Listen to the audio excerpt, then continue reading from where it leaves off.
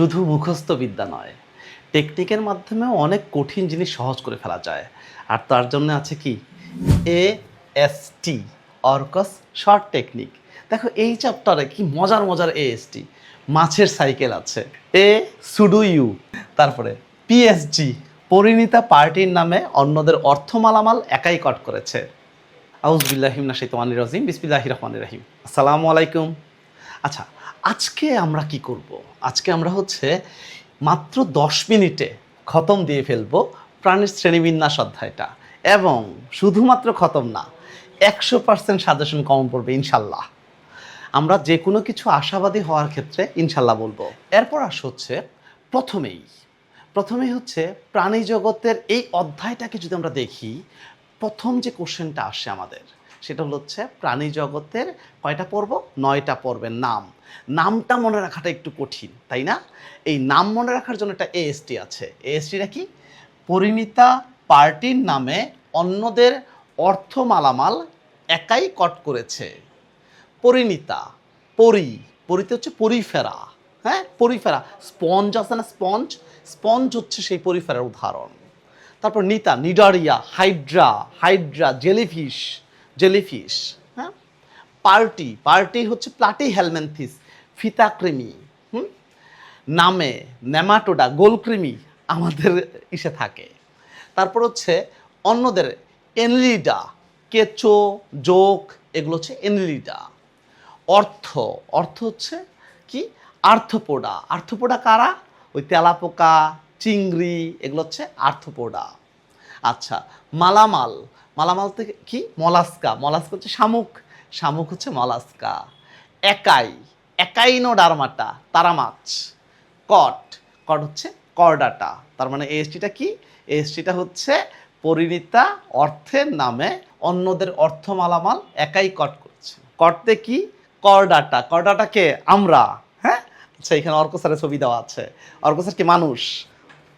আচ্ছা, এবার আসি আমরা প্রথম যে পর্বটা আছে সেটা হচ্ছে পরিফেরা একটা পর্বটা নিব। সেই পর্বের একটা প্রাণীর কথা মনে মনে কল্পনা করব। যেমন পরিফেরা, স্পঞ্জ প্রাণীটা কেমন? ও দেহ তো অসংখ্য ছিদ্র। আর কি আছে? আমি যদি সেন্ট মার্টিন যাই, প্রবাল দ্বীপে হাঁটি, খালি পায়ে হাঁটতে না, পা কেটে যায়। তার মানে কাঁটাযুক্ত, পা কেটে যায়। কথাটা বুঝছো? পা কেটে যায়। ওই যে প্রবাল দ্বীপে হাঁটি না, ওই প্রবালের কথাই বলছি। তারপরে কোষগুলো না সব, মানে ওই যে প্রবাল যে আমরা কিনি সেন্ট মার্টিন গিয়ে বা কক্সবাজার গিয়ে প্রবালগুলো কিনি, সবগুলো কোষ একই রকম দেখতে, অসংখ্য ছিদ্রযুক্ত থাকে, একই রকম দেখতে, একই রকম কোষ। আর প্রবাল তো একটা জায়গাতেই আছে। তাহলে আমরা এটার বৈশিষ্ট্য কি দিতে পারি? বৈশিষ্ট্য দিতে পারি 1 নাম্বার, দেহ অসংখ্য ছিদ্রযুক্ত। 2 নাম্বার, দেহ কাঁটাযুক্ত। 3 নাম্বার কি দিতে পারি? 3 নাম্বার বলতে পারি সরলতম বহুকোষী প্রাণী। এরা সরলতম বহুকোষী প্রাণী। 4 নাম্বার বলতে পারি কি? 4 নাম্বার এদের দেহ ফ্লাজেলাযুক্ত। দেখো এখানে ফ্লাজেলা আমি নাম দিয়েছি কোয়ানোসাইট, দরকার নেই। কাটার নাম দিয়েছি স্পিকিউল, দরকার নেই। হ্যাঁ, এগুলো তো দরকার নেই। আরেকটা ব্যাপার, প্রবাল তো একটা জায়গাতেই থাকে, তার মানে পূর্ণাঙ্গ প্রাণী, নিশ্চল। এটা গেল। আচ্ছা, উদাহরণ স্পঞ্জিলা, স্কাইফা। যেটা তুমি দাও, স্পঞ্জিলা যদি দাও, নিচে দাগ দিবা, হ্যাঁ, নিচে দাগ দিবা। আর এখানে আমি একটা জিনিস দেখাইছি যে আমরা কিভাবে দিব। যদি আমরা ইংলিশটা লিখি, পর্বের নামটা খুব ভালো হয়। বৈশিষ্ট্যগুলো আমরা এভাবে পয়েন্ট আকারে দিব, আর উদাহরণ আমরা পয়েন্ট আকারে দিব, হ্যাঁ, পয়েন্ট আকারে দিব উদাহরণ। আচ্ছা, এবার আসি আমাদের 2 নাম্বার পর্ব। 2 নাম্বার পর্ব কি? নিডারিয়া পর্ব পড়ার আগে আমি একটা জিনিস পড়াই, সেটা সিলোম। স্যার, সিলোমটা কি? সিলোমটা একটা গহ্বর মানে ফাঁকা স্থান। আমাদের যখন আমরা ভ্রূণ অবস্থায় ছিলাম, তখন কি? তখন আমাদের 3টা স্তর ছিল। একটা বাহিরের দিকে একটা স্তর ছিল, হ্যাঁ, বাহিরের দিকে একটা স্তর ছিল। আর একটা ভিতরের দিকে একটা স্তর ছিল, ভিতরের দিকে। আর মাঝে একটা স্তর ছিল।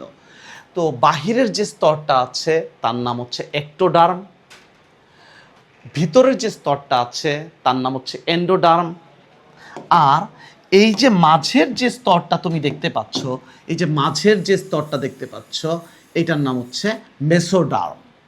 এই মেসোডার্মে একটা গহ্বর পাওয়া যায়, পেরিটোনিয়াম আবরণে আবৃত একটা গহ্বর। স্যার গহ্বরটা কি? ধরো তোমার স্কুলের ব্যাগ আছে, স্কুলের ব্যাগের ভিতরে কি ফাঁকা না? এটাই গহ্বর। তো গহ্বর পাওয়া যায়, আর সেই গহ্বরটাকে বলা হচ্ছে সিলোম। সিলোমের ভিত্তিতে প্রাণীকে ভাগ করা যায় 3 ভাগে: এসিলোমেট, সুডোসিলোমেট, ইউসিলোমেট। তো এটা না মনে রাখার একটা কৌশল আছে। কে তোমাকে পড়াচ্ছে? অর্ক স্যার। অর্ক স্যারের বানানটা কি? এ সুডো U R K O, A U R K O, Arko. ইউটা ছোট হাতের দিলাম না? তো এইটাকে আমি বলছি যে এই এএসটিটা হলো হচ্ছে এ সুডো ইউ। এ এ হচ্ছে এসিলোমেট, সুডো সুডোসিলোমেট, সুডোসিলোমেট, ইউসিলোমেট। এখানে একটা জিনিস খেয়াল রাখবা, 2-3 পর্ব 2-3, পর্ব 2-3 হচ্ছে এসিলোমেট, আর পর্ব 4 ওই যে গোলকৃমি যেটা ছিল পর্ব 4 সেটা হচ্ছে সুডোসিলোমেট, আর পর্ব হচ্ছে 5 থেকে 9 পর্যন্ত, 5 থেকে 9 পর্যন্ত এইটা হচ্ছে কি? এটা হচ্ছে ইউসিলোমেট। তাহলে সিলোমটা আমাদের জানা গেল। তাহলে আমরা কিন্তু প্রত্যেকটা পর্বে একটা কমন বৈশিষ্ট্য দিতে পারি। ও 5 নাম্বার পর্ব এরা ইউসিলোমেট, 4 নাম্বার পর্ব এরা সুডোসিলোমেট, পর্ব নাম্বার 3 এরা হচ্ছে এসিলোমেট। পারবো না ইনশাল্লাহ? ইনশাল্লাহ। তাহলে এইবার আসি নিডারিয়া পর্ব। তো নিডারিয়া প্রাণীর ক্ষেত্রে সবার আগে একটা প্রাণী, নিডারিয়া পর্বের ক্ষেত্রে একটা প্রাণীকে চিন্তা করবা। প্রাণী কি? হাইড্রা। তাহলে এই হাইড্রাকে যদি চিন্তা করো না, তাহলে এই হাইড্রা এদেরকে অনেক ভাগে ভাগ করা যাবে। তাহলে প্রতিসাম্যতা এইটা দিয়ে একটা দিতে পারবা যে এরা হচ্ছে অরীয় প্রতিসাম্য। আচ্ছা, তারপরের ব্যাপারটা হচ্ছে এই নিডারিয়া যে প্রাণীরা, এরা না 2টা ভ্রূণীয় স্তর দ্বারা গঠিত, 2টি ভ্রূণীয় স্তর দ্বারা গঠিত। তার মানে এরা হচ্ছে দ্বিভ্রূণস্তরী। তারপরে এই যে নিডারিয়া প্রাণীরা, এদের কিন্তু আসলে মেসোডার্ম থাকে না। তো এখানে একটা অকোষীয় স্তর থাকে, নাম হচ্ছে মেসোগ্লিয়া। হ্যাঁ, তাহলে নিডারিয়া প্রাণীর বৈশিষ্ট্যগুলো কি দিতে পারি? 1 নাম্বার, এরা এসিলোমেট কিন্তু বলতে পারছি।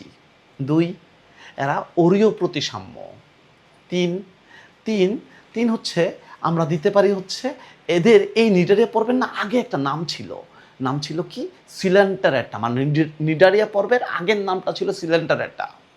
কেন ছিল? এখানে একটা গহ্বর পাওয়া যায়, দেহ গহ্বর, নাম হচ্ছে সিলেন্টেরন। আর এই গহ্বরের নামের কারণেই ওদের নাম ছিল হচ্ছে সিলেন্টারেটা। বাট বর্তমানে এই পর্বের নামটা বলা হচ্ছে নিডারিয়া। তাহলে কি এখানে বলা যায় না যে এদের সিলেন্টেরন নামক দেহ গহ্বর বিদ্যমান? তারপরে তুমি দেখো এই গহ্বরটা, মানে এই গহ্বরটা এই জায়গাটায় আছে, এই গহ্বরটা ব্যতীত এদের আর কিছুই থাকে না। তাহলে এদের পরিপাক বলো, সংবহন বলো কিভাবে সম্পন্ন করে?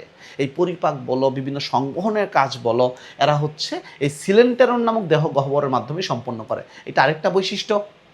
আরেকটা বৈশিষ্ট্য এসিলোমেট তো দিতেই পারছিলাম। আর আরেকটা ব্যাপার, আমি যদি নিডারিয়া পর্বের কথা চিন্তা করি, জেলিফিশ, এরা না মানে সবচেয়ে এই পৃথিবীতে সবচেয়ে দ্রুত মারণক্ষম যে প্রাণী, তার নাম হচ্ছে জেলিফিশ, বক্স জেলিফিশ, যা একটা পূর্ণাঙ্গ মানুষকে মারতে সময় লাগে হচ্ছে মাত্র 2 থেকে 3 মিনিট। মাত্র 2 থেকে 3 মিনিট সময় লাগে একটা পূর্ণাঙ্গ মানুষকে মারতে। স্যার সাপ না, সাপের মধ্যে আমি যদি বলি সবচেয়ে বিষাক্ত যে সাপ, তার নাম হচ্ছে টাইপেন সাপ, ইনল্যান্ড টাইপেন। কোথায় পাওয়া যায়? এটা অস্ট্রেলিয়াতে পাওয়া যায়। হ্যাঁ, একটা কথা মনে রাখবা, পৃথিবীর সকল বিষাক্ত সাপের 25টার মধ্যে 21টাই পাওয়া যায় হচ্ছে অস্ট্রেলিয়াতে। এই টাইপেন সাপ সবচেয়ে বিষাক্ত।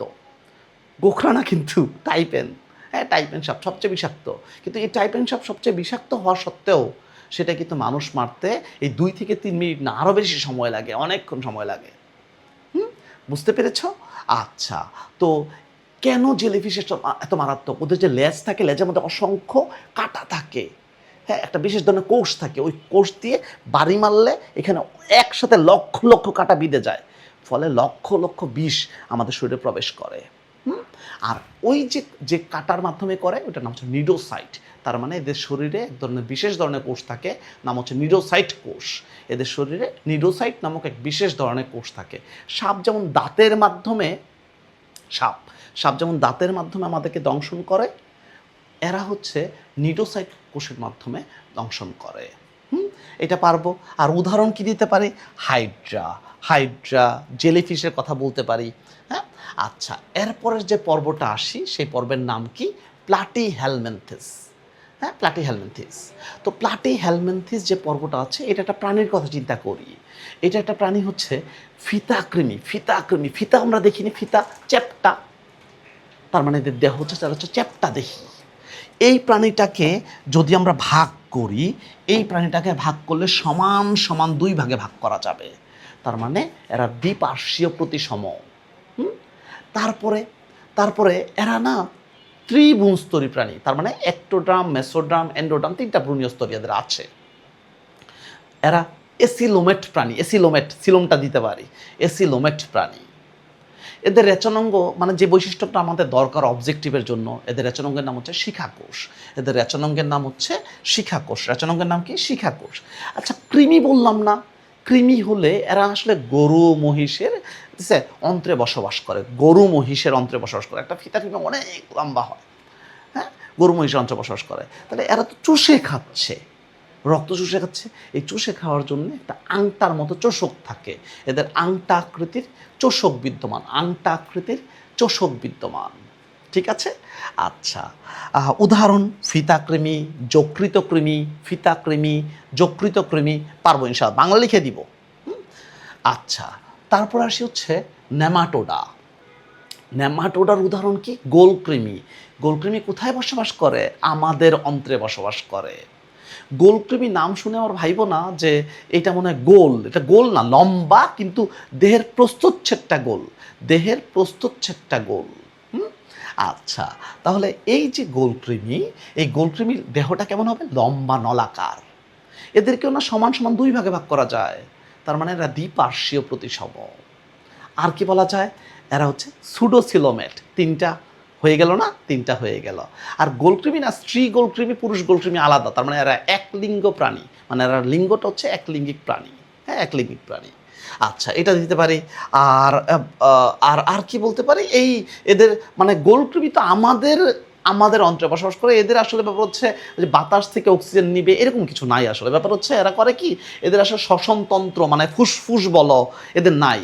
হ্যাঁ, তার মানে শ্বসনতন্ত্র, বিভিন্ন সংবহনতন্ত্র অনুপস্থিত। হ্যাঁ, সংবহনতন্ত্র অনুপস্থিত। উদাহরণ গোলকৃমি। চোখেও একটা কৃমি থাকে, লোয়া নাম। লোয়া চোখে কৃমি, লোয়া। হ্যাঁ, এটা হচ্ছে চোখের কৃমি, এটাও দিতে পারি। নেক্সট, এনলিডাতে কি বলতে পারি? কেঁচোর ব্যাপারটা হচ্ছে কি বুঝছো? এদের দেহটা না প্রকৃত খণ্ডায়িত। ব্যাপারটা কি? আমি যদি ট্রেনের কথা চিন্তা করি তাহলে একটাবার চিন্তা করে দেখো, এই ট্রেনটা কিন্তু দেখা গেছে কি, এই ট্রেনটা যদি তুমি একটা বগি বাদ দিয়ে দাও তাহলে কি ট্রেনটা বাদ হয়ে গেল না? তার মানে দেহটা এদের একটা প্রকৃত খণ্ডায়িত। তুমি যদি বাসের কথা চিন্তা করো, একটা বাস, এই বাসের যদি মাঝখান থেকে কেটে ফেলো তাহলে কি বাসটা চলবে না। কথা বুঝতে পেরেছ? এইটাই বুঝাচ্ছি যে এই এনলিডা পরভুক্ত প্রাণীদের, তার মানে কেঁচোদের তুমি যদি মাঝখান থেকে কেটে ফেলো দেখবে যে 2 প্রান্ত 2 দিক দিয়ে দৌড় দিচ্ছে। তার মানে দেহ হচ্ছে প্রকৃত খণ্ডায়িত। হ্যাঁ, দেহ প্রকৃত খণ্ডায়িত। আর তারপর লম্বা নলাকার কিন্তু বলতে পারি, কেঁচোর দেহটা লম্বা নলাকার, এটা বলতে পারি। তারপরে বলতে পারি এদের রেচনাঙ্গ, নেফ্রিডিয়া নামক রেচনাঙ্গ বিদ্যমান। তারপরে এদের চলনাঙ্গ হচ্ছে সিটি বা সিটা। আচ্ছা, আর কি বলতে পারি? এদেরও না মানে এদের হচ্ছে শ্বসনতন্ত্র অনুপস্থিত।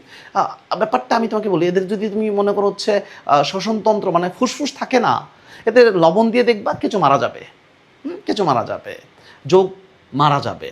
ওই যে অনেকে যোগ ধরে না, বাড়িতে গেলে যোগে ধরে, তখন দেখবা যে লবণ দিলে যোগটা ছেড়ে দেয়। এটা একটু খেয়াল রাখবো। তাহলে উদাহরণ হচ্ছে কেঁচো যোগ। নেক্সট, আর্থ্রোপোডা, হ্যাঁ, আর্থ্রোপোডার মধ্যে উদাহরণটা কি? আমি হচ্ছে তেলাপোকা, চিংড়ির তুমি যদি কাঁকড়া, হ্যাঁ, এগুলো হচ্ছে আর্থ্রোপোডা। তুমি যদি হচ্ছে কাঁকড়ার কথা ধরো, কাঁকড়ার যে পা ভাঙা যায় না, তার মানে এদের সন্ধিযুক্ত উপাঙ্গ থাকে, হ্যাঁ, সন্ধিযুক্ত উপাঙ্গ থাকে। তারপর তেলাপোকার কথা একটাবার থিঙ্ক করো, তুমি লাইট অফ করে দিছো, এই মুহূর্তে দেখো তেলাপোকা দৌড়াদৌড়ি শুরু করে দিছে। কীভাবে দৌড়ায়? এরা তো আসলে দেখে না ওই সময়টায়, কিন্তু তরঙ্গের মাধ্যমে, তরঙ্গটাকে ক্যাপচার করার জন্য একটা বিশেষ অঙ্গ আছে ওদের, নাম হচ্ছে অ্যান্টেনা। এই যে এটা হচ্ছে অ্যান্টেনা, হ্যাঁ, এই যে এটা হচ্ছে অ্যান্টেনা। তার মানে এদের অ্যান্টেনা থাকে, এক জোড়া অ্যান্টেনা থাকে, এটা বলতে পারি। তারপরে হচ্ছে আমরা যেমন চোখের মাধ্যমে দেখি না, ওরা অনেকগুলা চোখ একসাথে, তো এটাকে বলা পুঞ্জাক্ষী। তার মানে পুঞ্জাক্ষীর মাধ্যমে দর্শন ক্রিয়া সম্পন্ন করে, পুঞ্জাক্ষীর মাধ্যমে দর্শন ক্রিয়া সম্পন্ন করে। তারপরে হচ্ছে আমাদের তো রক্ত আছে, ওদের কাইটা দেখে রক্ত আছে, এদের রক্তটা হচ্ছে হিমোসিল নামক দেহগহ্বরে পূর্ণ, হিমোসিল নামক দেহগহ্বরে পূর্ণ।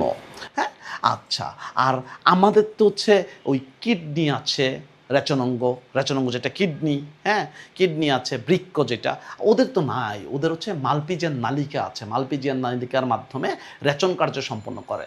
উদাহরণ তেলাপোকা, তারপর হচ্ছে চিংড়ি, এগুলো হচ্ছে উদাহরণ। তারপর হচ্ছে তোমার আরও কিছু দিতে পারো, যেমন ওই কাঁকড়া দিতে পারো। Next, mollusca. মলাস্কা কি শামুক? ও আচ্ছা, শামুক। তাহলে তো একটা বৈশিষ্ট্য দিতে পারি, দেহের চতুর্দিকে শক্ত খোলক থাকে। পারবো না ইনশাল্লাহ। আচ্ছা, গ্রামের বাড়িতে শামুক অনেক সময় হচ্ছে যে তোমার হাঁসদের খাবার দেয়, হাঁসদের খাবার হিসেবে শামুক দেওয়া হয়। এই যে শামুকটা আছে না, শামুক যে দিচ্ছে, শামুকের কি দেওয়া হয়? শামুকের ভিতরে নরম অংশটা দেওয়া হয়।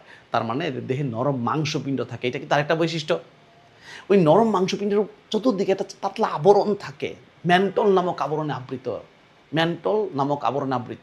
এই শামুকটা দেখবা তোমার হচ্ছে ডাঙায়ও বসবাস করে, ডাঙায়ও থাকে, আবার পানিতেও থাকে। তা মানে ফুলকা ফুসফুস দুইটাই আছে এদের, ফুলকা বা ফুসফুস দুইটাই আছে বলতে এরকম না বিষয়টা, মানে ফুলকা বা ফুসফুসের মাধ্যমে শ্বসন কার্য সম্পন্ন করে, ফুলকা বা ফুসফুসের মাধ্যমে শ্বসন কার্য সম্পন্ন করে। হ্যাঁ, মানে বুঝে ব্যাপারটা, তুমি ট্রিক্সগুলো মাথায় রাখবা, হ্যাঁ, যে এভাবে পড়া যায়, নিজে নিজে গল্প বানাবা। হ্যাঁ, আচ্ছা, আর উদাহরণ শামুক, ঝিনুক, এটা হচ্ছে তার উদাহরণ। এবার আসি হচ্ছে একাইনোডার্মাটা, তারা মাছ যদি বলো, তারা মাছকে তো সমান সমান 5টা, ও আরও কিছু বৈশিষ্ট্য কিন্তু দিতেই পারতেছি। হচ্ছে এরা ইউসিলোমেট প্রাণী, একদম এলিডা থেকে শুরু করে একদম কর্ডাটা পর্যন্ত, আমি পর্যন্ত তুমি দিয়ে দিবা এরা ইউসিলোমেট প্রাণী। একটা কমন বৈশিষ্ট্য, প্রতিসাম্যতা দিয়ে দিবা, যে এরা কী ধরনের প্রতিসাম্য, এটা দিয়ে দিবা। যেমন শামুক অপ্রতিসাম্য। হ্যাঁ, আচ্ছা, তো এইটাই আসো, এটা হচ্ছে তারা মাছ, এদেরকে সমান সমান 5টা ভাগে ভাগ করা যাবে। তার মানে এরা হচ্ছে পঞ্চ অরীয় প্রতিসম। তারা মাছ যদি হাতে না দেখবে কাটা, দেহ কাটাযুক্ত। তারা মাছ যদি হাতে নাও, তাহলে দেখবা কি এর উপরের পিঠটা আলাদা, যেমন আমার হাতের মতন, হাতের এটা হচ্ছে উপরের পিঠ, আর এটা হচ্ছে নিচের পিঠ।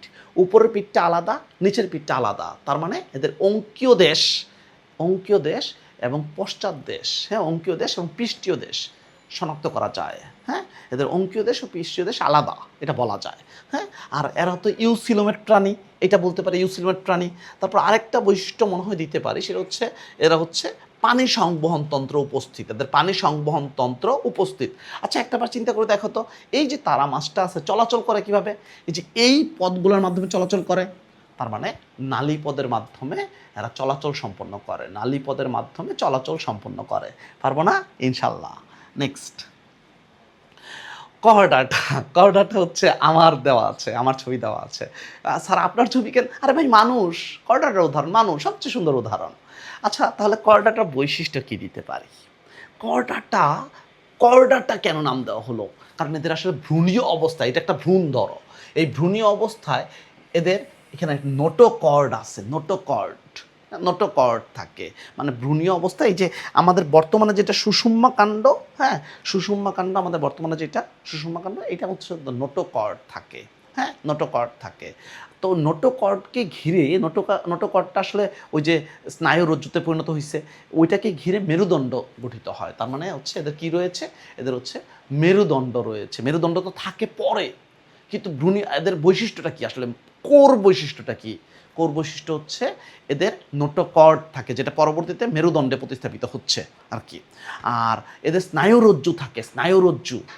একটা বার চিন্তা করে দেখো, এইটা যদি আমার ভ্রূণীয় দশা থাকে, ওই সময় কি আমার ফুলকা বা ফুসফুস এগুলো কি গঠিত হয়েছে? হয় নাই। ওই সময় তো ফুসফুস গঠিত হয় নাই। তাহলে আমি কিভাবে শ্বাসকার্য সম্পন্ন করেছি?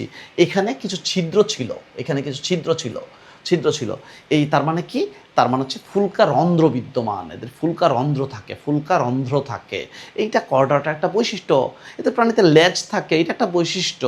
কর্ডাটা প্রাণীতে লেজ থাকে, এটা একটা বৈশিষ্ট্য।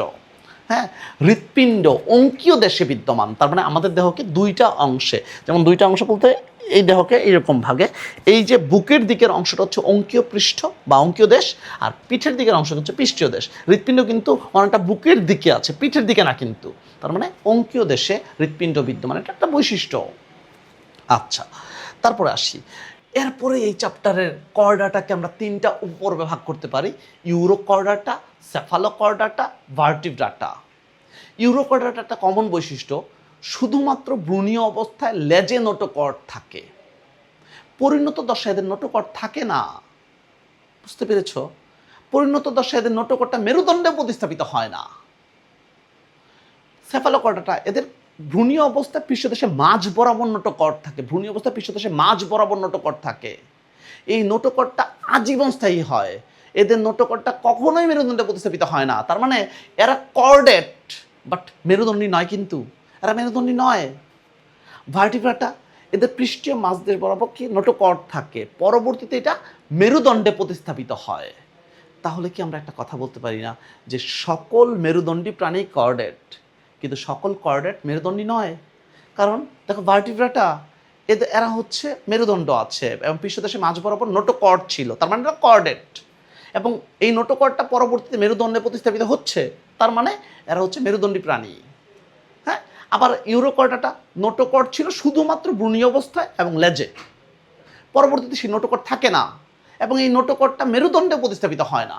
তাহলে কি এই নোটোকর্ডটা যে মেরুদণ্ডে প্রতিস্থাপিত হলো না, মেরুদণ্ডে প্রতিস্থাপিত হলো না, তার মানে কি এরা কি মেরুদণ্ডী? মেরুদণ্ডী না।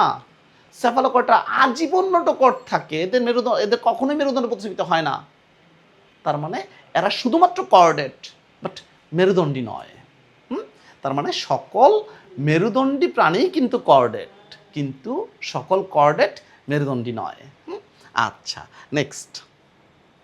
নেক্সট আমরা কি পড়বো এই চ্যাপ্টারে? নেক্সট আমরা পড়বো হচ্ছে এই যে ভার্টিব্রাটার শ্রেণীভাগ, এটা সবচেয়ে কঠিন। হ্যাঁ, এইটাকে আমরা একটু সহজ ভাগে একটু খেয়াল করি। দেখো, ভার্টিব্রাটা এবার চিন্তা করো কি কি আছে: মাছ, ব্যাং, পাখি, সাপ, পাখি, মানুষ। মাছ, ব্যাং, সাপ, পাখি, মানুষ। মাছটা একটু পরে বলি, ব্যাং থেকে শুরু করি। উভচর, ব্যাং হচ্ছে আসলে কি? উভচর। ও, তার মানে এরা জলে স্থলে উভয় স্থানে বসবাস করতে পারে, একটা বৈশিষ্ট্য। তারপরে ব্যাঙের বৈশিষ্ট্য যদি ধরো, এরা না মানে এদের ন্যাংটা, কাপড় পরে না। কাপড় পরে না বিষয়টা এরকম না, বিষয়টা হচ্ছে এদের ত্বক হচ্ছে নগ্ন। হ্যাঁ, ত্বক হচ্ছে নগ্ন, এটা বলা যায়। ত্বক নগ্ন, আঁচিল মানে কিছু আঁচিল থাকে। আর তারপরে আমি কিন্তু বলতে পারতেছি হচ্ছে আর বৈশিষ্ট্য কি, এদের হৃৎপিণ্ড 3 প্রকোষ্ঠ বিশিষ্ট। এরা শীতনিদ্রায় যায়। এদের অগ্রপদে 4টি করে এবং পশ্চাৎপদে 5টি করে নখরবিহীন আঙুল বিদ্যমান। খেয়াল রাখবো, ব্যাঙ যদি তোমাকে খামচি মারে ব্যথা পাবা না। কেন? কারণ হচ্ছে ব্যাঙের নখ থাকে না।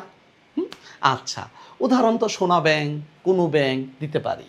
সরীসৃপ, সাপ হচ্ছে সরীসৃপ বুকে ভর দিয়ে চলাফেরা করে। তারপরে হৃৎপিণ্ড 4 প্রকোষ্ঠ বিশিষ্ট, উষ্ণরক্ত বিশিষ্ট। আর কি দেওয়া যায়? আর দেওয়া যায় হচ্ছে যে এই সকল যে প্রাণীগুলো অগ্রপদ এবং পশ্চাৎপদে 5টি করে নখরযুক্ত আঙুল বিদ্যমান। স্যার, সাপের আঙুল কোথায়? সাপের পা কোথায়? আসলে রূপান্তরিত হয়ে গেছে। হ্যাঁ, আচ্ছা। পক্ষীকুল, তার মানে এভিস। পাখির বৈশিষ্ট্য, অগ্রপদ ডানায় রূপান্তরিত হয়েছে, ঠোঁট শক্ত চঞ্চুতে পরিণত হয়েছে, দেহ পালকযুক্ত, মানে এটা নগ্ন ব্যাপারটা না, ওই যে ব্যাঙের মতন না, বিষয়টা পালকযুক্ত। তারপর হচ্ছে আর কি বলা যায়, বায়ুপূর্ণ অস্থি বিদ্যমান, বায়ুপূর্ণ অস্থি যেন আমার দেহটা যেন একটু হালকা হয়। উদাহরণ তো বুঝতেই পারছো, দোয়েল পাখি, বুবো, ঠিক আছে, এরকম দিতে পারো। দোয়েল পাখির বৈজ্ঞানিক নাম হচ্ছে কপসিকাস সোলারিস। বুবো হচ্ছে বুবো হচ্ছে প্যাঁচার বৈজ্ঞানিক নাম। হ্যাঁ, BUBO, বুবো, BUBO, বুবো, BUBO। আচ্ছা, এবার আসি, এবার হচ্ছে স্তন্যপায়ী মাম্মালিয়া। তো এই মাম্মালিয়ার ব্যাপারটা কিন্তু আসতেছে, তার মানে হচ্ছে এরা স্তন্যপায়ী প্রাণী, তার মানে এরা হচ্ছে আসলে কি মানে হচ্ছে বাচ্চা প্রসব করছে, একটা বিষয়। 2 নম্বর বিষয় হচ্ছে স্ত্রী প্রাণীতে হ্যাঁ স্ত্রী প্রাণীতে স্তন্যগ্রন্থি রয়েছে। আচ্ছা, 3 নম্বর বিষয়, বাচ্চা মায়ের বুকের দুধ পান করে। তারপরে দেহ লোম দ্বারা আবৃত, হৃৎপিণ্ড 4 প্রকোষ্ঠ বিশিষ্ট, উষ্ণ রক্ত বিশিষ্ট প্রাণী। উদাহরণ অর্কসার। হ্যাঁ, উদাহরণ গরুর বৈজ্ঞানিক নাম যদি তুমি দাও, গরুর বৈজ্ঞানিক নাম খুব সুন্দর, শিখে রাখো, বস ইন্ডিকা। এটা হচ্ছে গরুর বৈজ্ঞানিক নাম। অনেক উদাহরণ দিতে পারো তুমি। হ্যাঁ, এগুলা বৈজ্ঞানিক নাম আপাতত তোমাদের শেখার দরকার নেই। তারপর একটু একটু মজার জন্য একটু বলে রাখি, যেমন সাপ হচ্ছে গোখরা সাপের বৈজ্ঞানিক নাম নাজা। NAJA, নাজা। নাজা। হ্যাঁ, মজার জিনিস। আচ্ছা, তবে সবচেয়ে কঠিন বিষয়টা হচ্ছে মাছ। তো একটা সুন্দর একটা AST, হ্যাঁ, যেখানেই যাও তোমার অর্কসার সাথে থাকবে, অর্কসার টেকনিক। মাছের সাইকেল আছে, ব্যাপারটা বুঝো, মাছের সাইকেল আছে। তাহলে মাছের সাইকেল আছে, সাইক্লোস্টোমাটা, কন্ড্রিকথিস আছে, অস্টিকথিস আছে, হ্যাঁ, আছেতে হচ্ছে অস্টিকথিস। মাছের সাইকেল আছে, হয়ে গেল না? মাছের সাইকেল আছে, কত সুন্দর একটা AST, কত সুন্দর, মাছের সাইকেল আছে। আচ্ছা, সাইক্লোস্টোমাটা, কন্ডিকথিস, অস্টিকথিস। যদি আমি এদের বৈশিষ্ট্যটা একটু হালকা করে বলি আমি, তাহলে কন্ড্রিকথিস এরা হচ্ছে তরুণাস্থিময়, আর অস্টিকথিসের অন্তকঙ্কাল হচ্ছে অস্থিময়। মানে তুমি যদি রুই কাতলা ধরো তাহলে সেটা হচ্ছে অস্টিকথিস, যদি তুমি ওই হাঙর বা সামুদ্রিক মাছ ধরো তাহলে সেটা হচ্ছে কন্ড্রিকথিস। তাহলে কন্ড্রিকথিস কেমন? এরা হচ্ছে তরুণাস্থিময়, অন্তকঙ্কাল, আর অস্টিকথিসের এরা হচ্ছে অস্থিময়। একটা কথা মনে রাখবা, স্যার আরেকটা AST কথা বলছিল অর্ক স্যার, কি AST? PSG, ফুটবল ক্লাব, হ্যাঁ তাই না, PSG।